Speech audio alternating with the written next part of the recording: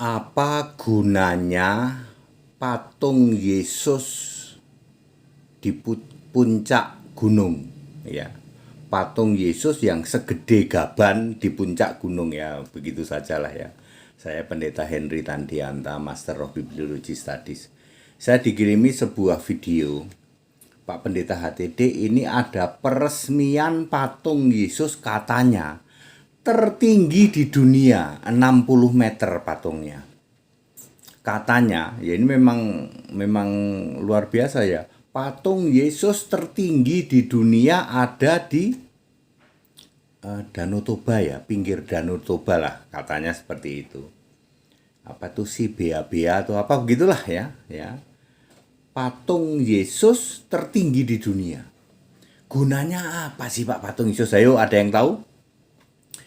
Ada yang mau jujur ke saya? Ya, patung Yesus Anda bangun di puncak-puncak gunung atau di tanah yang tinggi gitulah ya, di bukit gitu ya, ya segede-gedenya, segede gaban.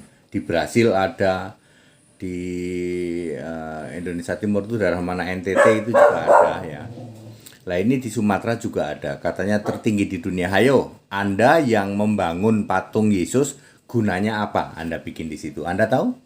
Kalau tidak tahu, saya yang ngasih tahu. Saudara, patung Yesus yang segede gaban ya, dibangun di bukit-bukit itu tujuannya untuk kiblat. Jadi mereka umat yang menyembah pada patung Yesus, kalau dia ibadah mengarahkan hatinya sebisa mungkin menghadap ke kiblat. Ya. Tapi di dalam tempat ibadah, di kuil tempat ibadah mereka pun ada patung Yesus ukuran kecil, sehingga mereka menghadap ke situ. Tapi kalau sedang kondisi tertentu ya, mereka akan menghadap patung Yesus yang gede itu. Seperti itu. Ya, sebenarnya Alkitab menulis apa, Pak, tentang menyembah patung? Gini, Pak. Kalau Anda tanya kepada umat penyembah patung Yesus, Pak, Bu, apakah Anda itu nyembah patung Yesus? Enggak. Sumpah Pak, demi Tuhan saya nggak nyembah patung Yesus. Lalu dia tengok kiri, tengok kanan. Nggak ada orang, baru dia sembah. Jadi para penyembah patung Yesus itu tengok kiri, tengok kanan dulu. Kalau nggak ada orang lihat, dia sembah.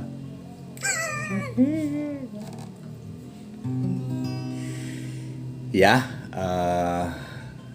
Ulangan 7 ayat 25. Ulangan pasal 7 ayat 25 mengatakan begini. Penyembahan terhadap patung itu kekejian, keji bagi Allah. Lalu Wahyu 17 ayat 5. Para penyembah patung disebut ibu dari segala kekejian di bumi. Kok ibu, Pak? Lah patungnya diberi nama Tuhan. Udah gitu ditambah lagi pakai bunda. Ya, makanya Wahyu 17 ayat 5 menulis bahwa ibu dari segala perempuan-perempuan pelacur. Sorry ya, ini ayat Alkitab, bukan saya yang ngarang. Ya, perempuan-perempuan yang melacur. Pelacur itu artinya menyembah Allah lain. Ya, patung itu. Patungnya diberi nama bunda. Ya, lalu dan anaknya, ya.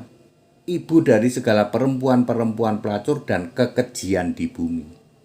Ya, biang keroknya kekejian itu penyembah patung. Udah gitu patungnya diberi nama Tuhan.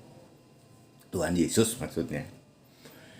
Lalu di dalam Wahyu 18 ayat 4 dan 5. Segera tinggalkan ya penyembahan terhadap patung. Ingat, dosamu sudah bertimbun-timbun sampai ke langit dan Allah telah mengingat kejahatanmu.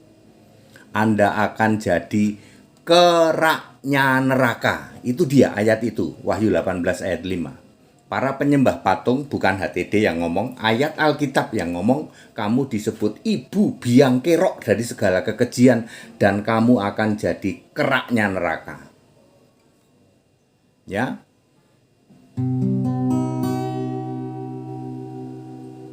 Ya. Sembahlah Yesus, sebagai Tuhan dan Allah satu-satunya di surga. Sembahlah Yesus, jangan sembah Bapa atau patung Maria.